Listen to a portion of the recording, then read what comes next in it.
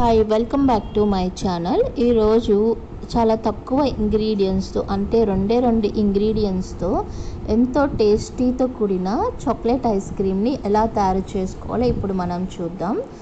Chocolate ice cream కోసం నేను cocoa చాక్లెట్ని prefer చేస్తున్నాను, ఎందుకంటే అందులో స్వీట్ తక్కువ ఉంటుంది, ఇంకా పిల్లలు చాలా ఇష్టంగా తింటారు కాబట్టి నేను ఈ చాక్లెట్ని ప్రిఫర్ చేస్తున్నాను. మీరు కావాలి అంటే ఈ చాక్లెట్కి రీప్లేస్గా మీ పిల్లలకి ఏది ఇష్టమో ఆర్ మీ ప్రిఫరెన్స్ ఏది ఉందో ఆ చాక్లెట్ని మీరు చూస్ చేసుకోవచ్చు. ఇప్పుడు అట్ ప్రజెంట్ నేనైతే కోకో చాక్లెట్ని ప్రిఫర్ చేస్తున్నాను. ఇంకా నేను చాలా తక్కువ క్వాంటిటీ ఆఫ్ ఐస్ క్రీమ్ చేస్తున్నాను కాబట్టి నేను కొంచెం చాక్లెట్స్ నేను తీసుకుంటున్నానండి.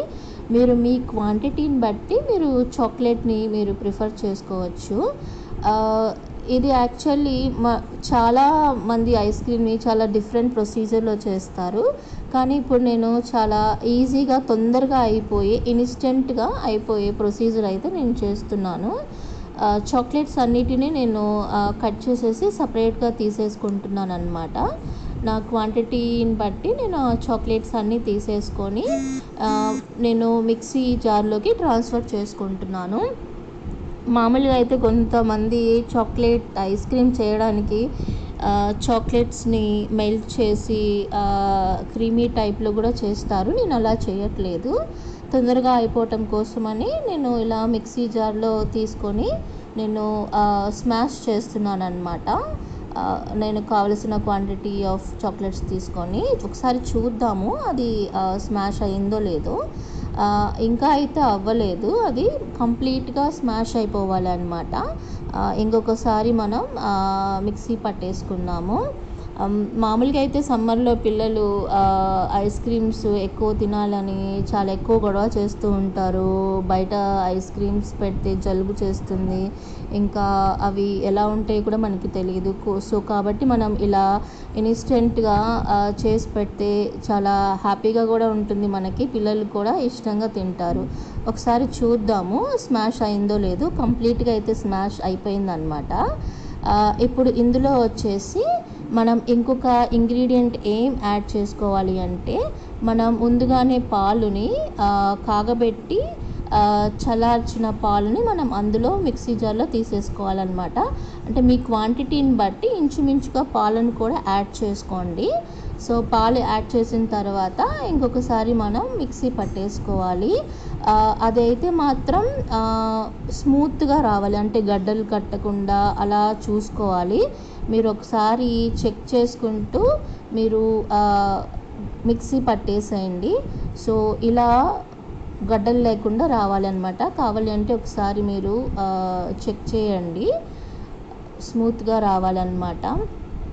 సో ఇలా పేస్ట్ చేసిన తర్వాత ఇప్పుడు వచ్చేసి మనం ఇది ఐస్ క్రీమ్ మేకర్స్ ఉంటాయి కదా, మీకు బయట కూడా దొరుకుతాయి, మీకు కావాల్సిన షేప్లో దొరుకుతుంది.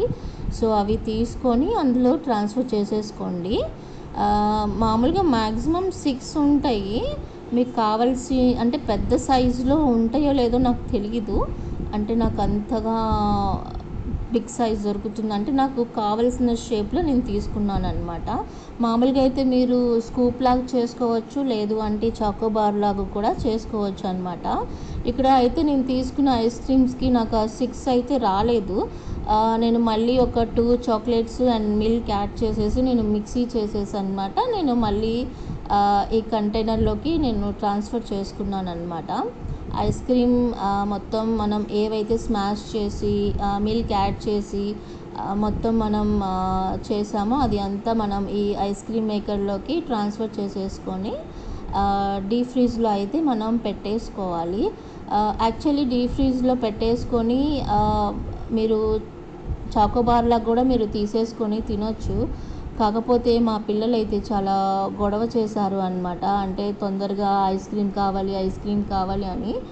సో నేనైతే చాకోబార్ లాగా అయితే చేయలేదు, ఐస్ క్రీమ్ స్కూప్ లాగా అయితే నేను చేశానన్నమాట. మీరు డీప్ ఫ్రిడ్జ్లో పెట్టేసిన తర్వాత ఫ్రీజ్ చేసిన అంటే నేను ఆల్మోస్ట్ ఒక 45 minutes తర్వాత నేను తీసేసాను అనమాట. చాకోబార్ లాగా అవసరం లేదు, వాళ్ళకి ఐస్ క్రీమ్ కావాలి అన్నారని నేను స్కూప్ లాగా కావాలని చెప్పేసి నేను తీసేసుకున్నాను అనమాట. సో ఇలా మీరు ఇన్స్టెంట్గా చేసుకోవచ్చు. మీకు నా వీడియో నచ్చినట్లయితే please like, share and subscribe to my channel. Thanks for watching.